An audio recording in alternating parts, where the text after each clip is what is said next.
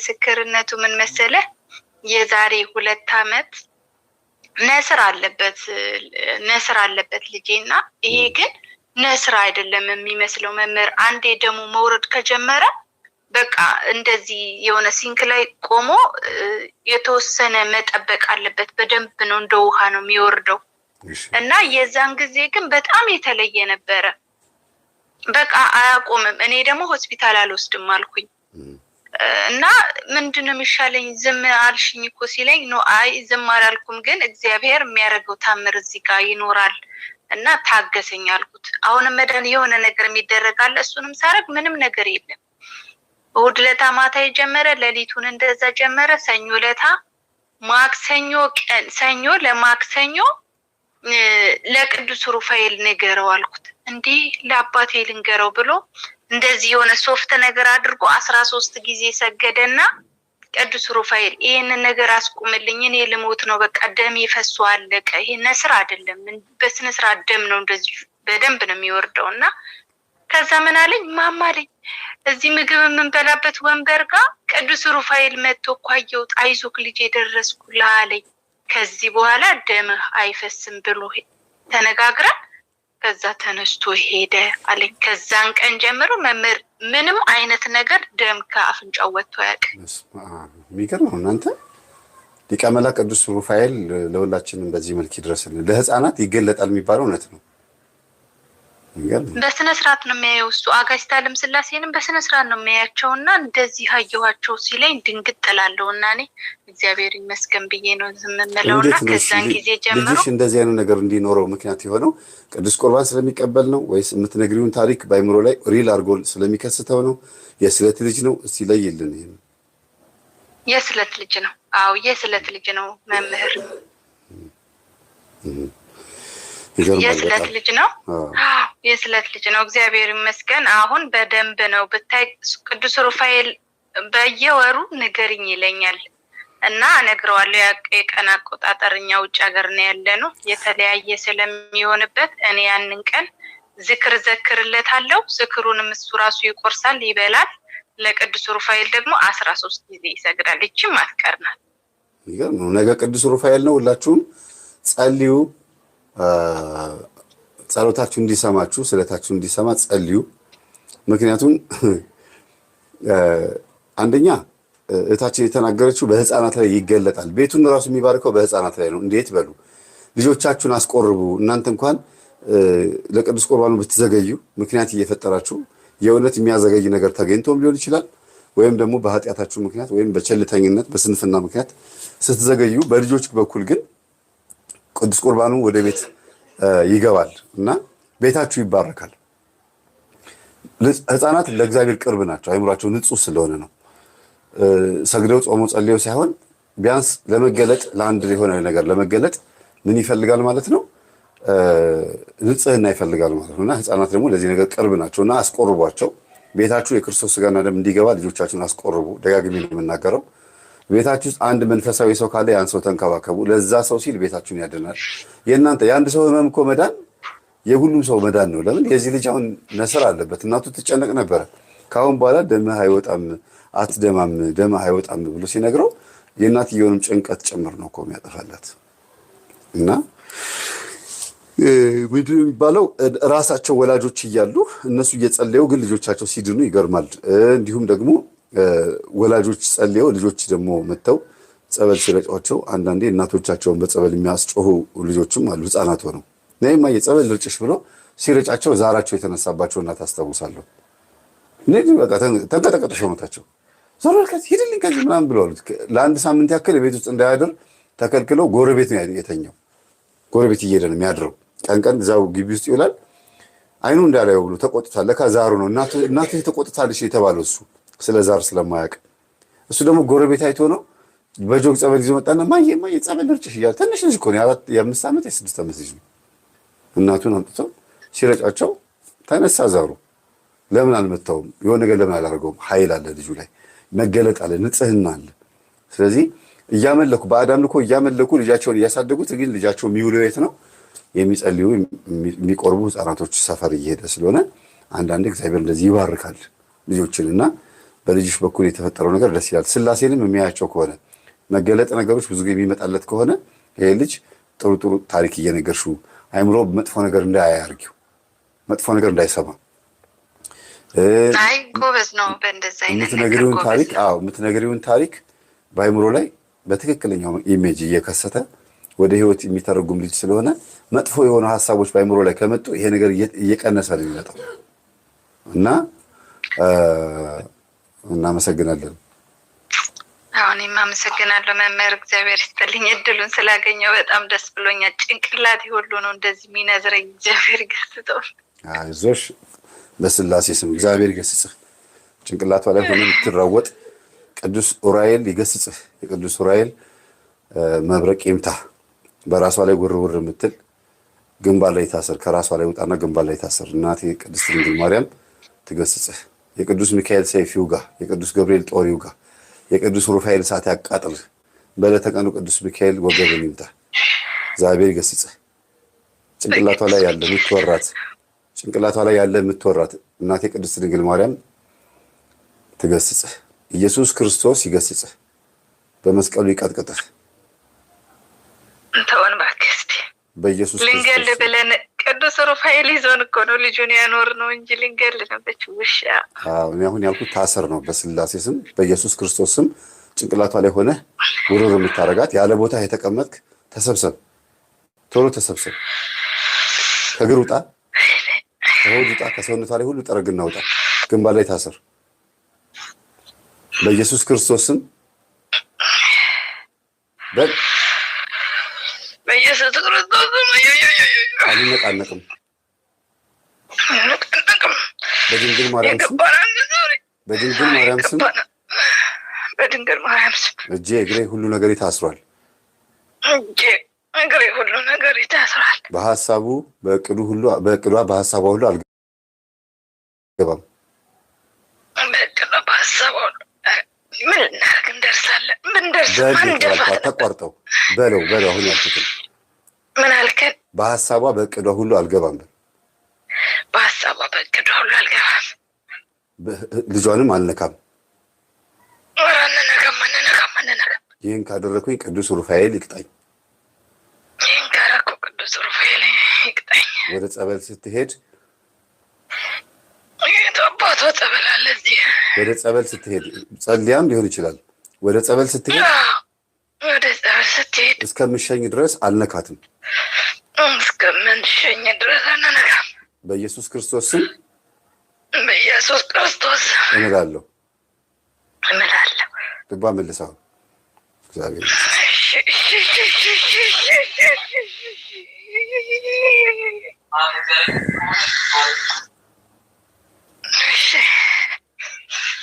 ልጁን ልረብሽ ነበረ።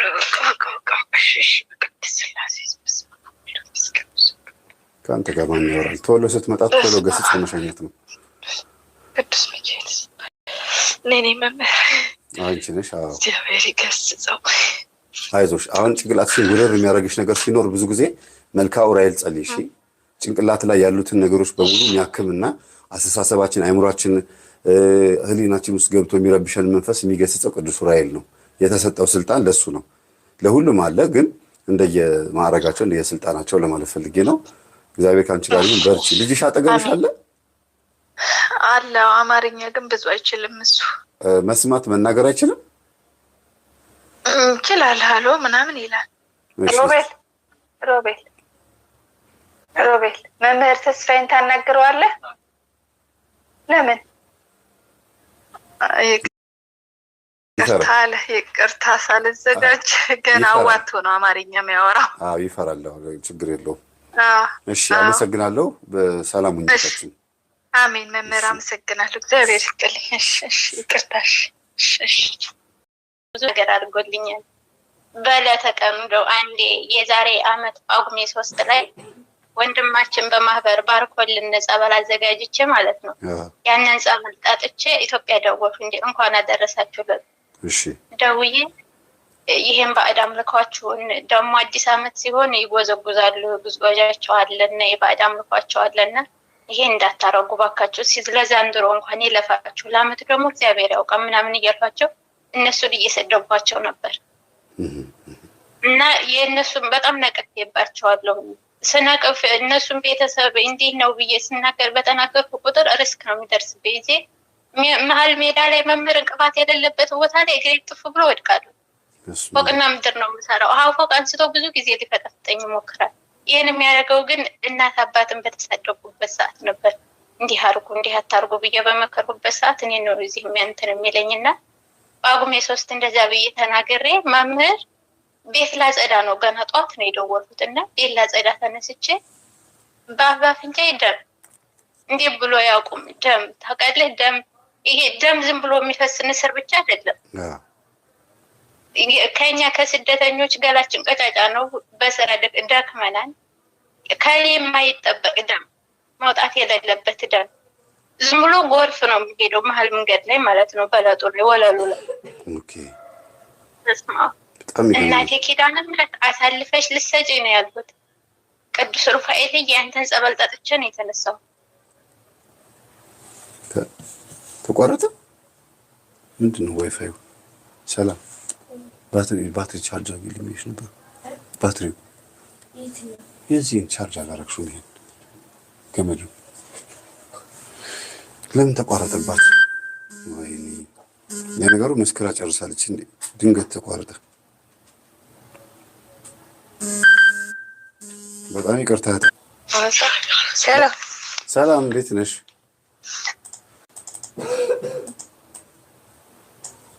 ሄሎ። እሺ ሚዩት መግባታቸውን ሲያውቁ ሚዩት ያደርጉ እንትን ያደርጋሉ። ሚዩት ያደርጉና ጸጥ ይላሉ። ይሄ ተገቢ አይደለም። እኔ በጣም መስመሰላሴ ወልድ መንፈስ ቅዱስ አምላክ። ኤርፎን ካለ ንቀዩ። አይ ነቅያለሁ። ድምጽ ላይ አድርጌው ነበር። ላንሳው ድምጽ ላይ ላውድ ላይ ማለትሽ ነው? እስቲ አጥፊው እንስማው። እሺ አሁንስ? በቃ እንደሱ ይሻላል። እሺ እሺ። እንዴት ነሽ? ልቀጥል ወይስ ሌላ የምትናገረው ነገር አለ? አይ እንዴት ነሽ? ደህና ነሽ ወይ? እግዚአብሔር ይመስገን ሰላም ነኝ መምህር። እግዚአብሔር ይመስገን ሰላም ነህ? ደህና ነህ? አለሁ እግዚአብሔር ይመስገን። እንኳን ደህና መጣሽ። እንኳን ደህና ቆየን። እግዚአብሔር ይመስገን እግዚአብሔር ይመስገን። እሺ ዛሬ የቅዱስ ሚካኤል ምስክርነት እየተነጋገርን ነው። አዎ በጣም ደስ ይላል። እኔ የቅዱስ ሚካኤል ወዳጅ የቅዱስ ሚካኤል ልጅ ነኝና እኔም ምስክርነት አለኝ። ቅዱስ ሚካኤል ህዳር ሚካኤል ነውና ከዛሬ 19 ዓመት የዛሬ 19 ዓመት ልጄን እንግሊዝ ሀገር ሄጄ ልብ ታማሚ ነበርና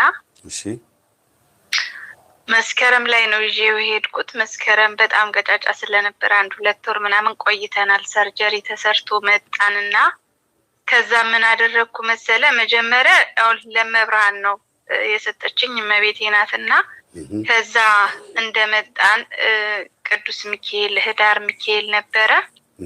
በሳምንቱ ይዤው የካ ሚካኤል መጣሁኝና ከባድም ስለነበረ ትንሽ ቁስሉም ብዙ አልዳነለትም።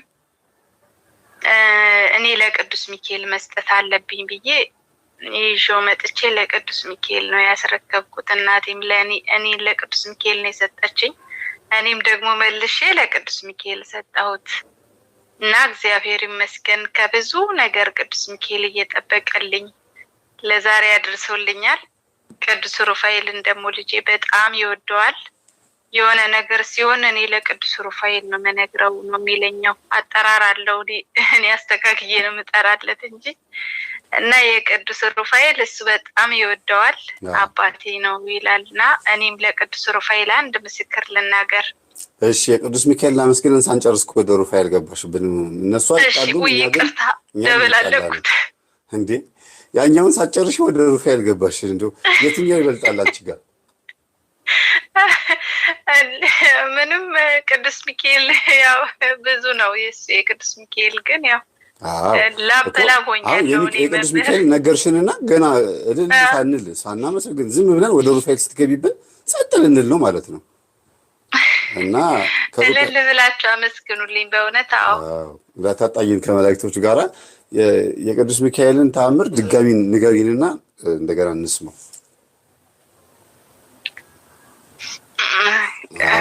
ቅጣት ነው አትበይ። እንግዲህ ነግሬሃለሁ። የዛሬ 19 ዓመት ነው እንትን የተባለው እንግሊዝ ሀገር ኦፕራሲዮን የተሰራውና ህዳር ሚካኤል ሊደርስ ሳምንት ሲቀረው ነው የተመለስ ነው።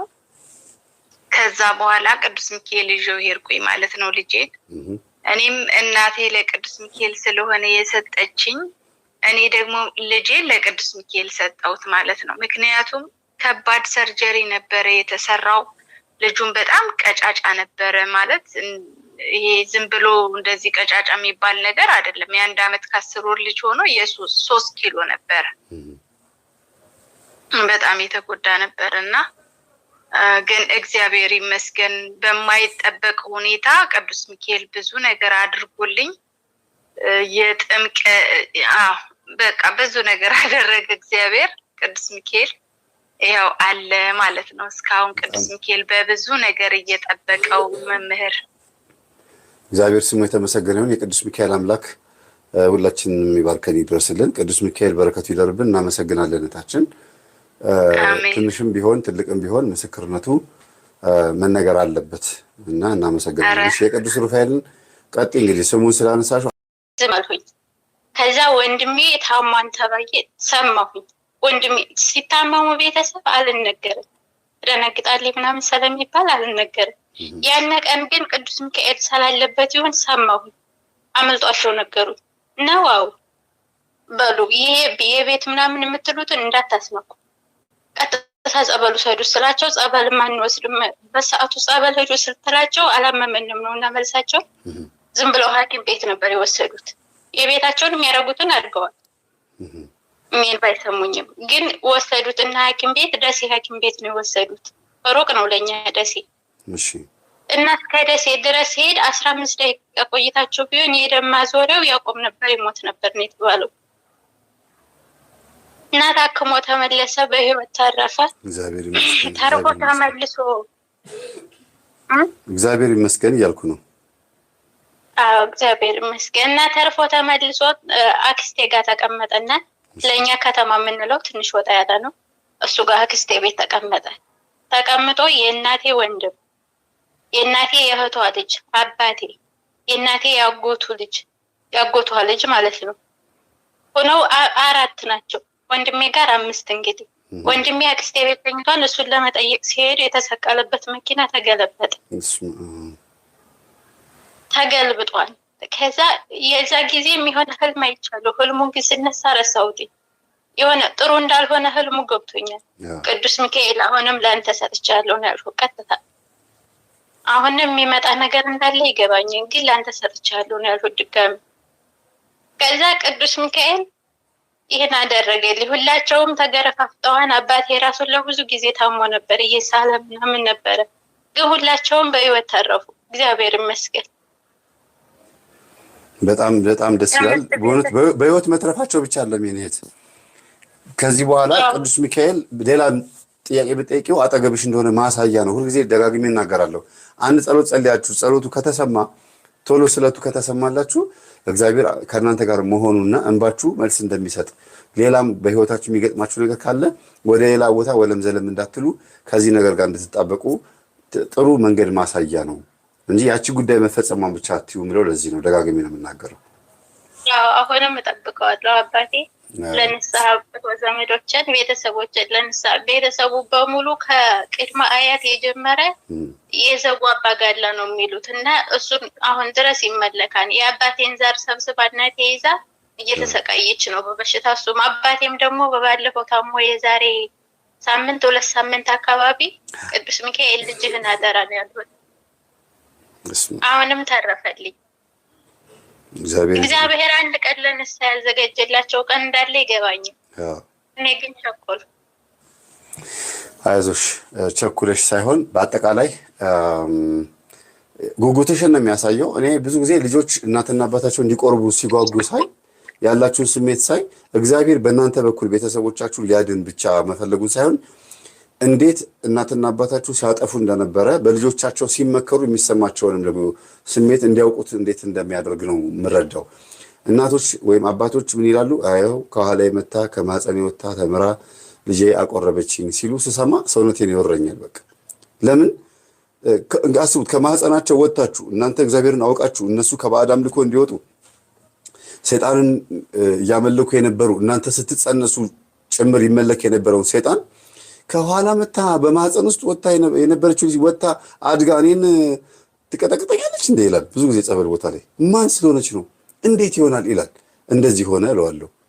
አይሆንም፣ አይደረግም። እልከኛ እኮ የሚሆነው ለዚህ ነው። አይደረግም። እኔ እኮ እሷ ማህፀን ውስጥ እያለች እኮ እናትና አባቷን ቡና አስፈላ ነበር ይላል። አሁንስ እስቲ ሞክር ሲባል እንዴት ተወልዳ አድጋ እኔን ታስይዘኛለች? በእሷ ምክንያት እኔ ሲኦል ልግባ ይላል። ዛር መንፈስ እንደዚህ ነው።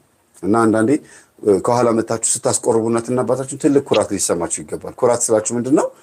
የሆነ እግዚአብሔርን የምታመሰግኑበት ኩራት ማለት ነው። በቃ ተመስገን አምላኬ፣ ይሄ እንዴት ሊደረግ ይችላል?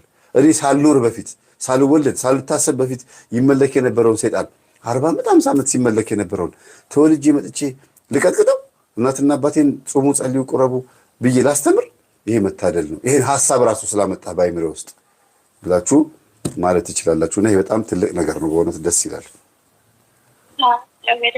ብዙ ነገር አድርጎልኛል። ነገ ኪዳነ ምሕረት ነገር አድርጋልኛል። ዛሬ የቅዱስ ሚካኤል ቀን ነው። ከቅዱስ ሚካኤል ተመሰከረ። ነገ ቅዱስ ሩፋኤል ነው። መምህርዬችን ፍታል መስከር።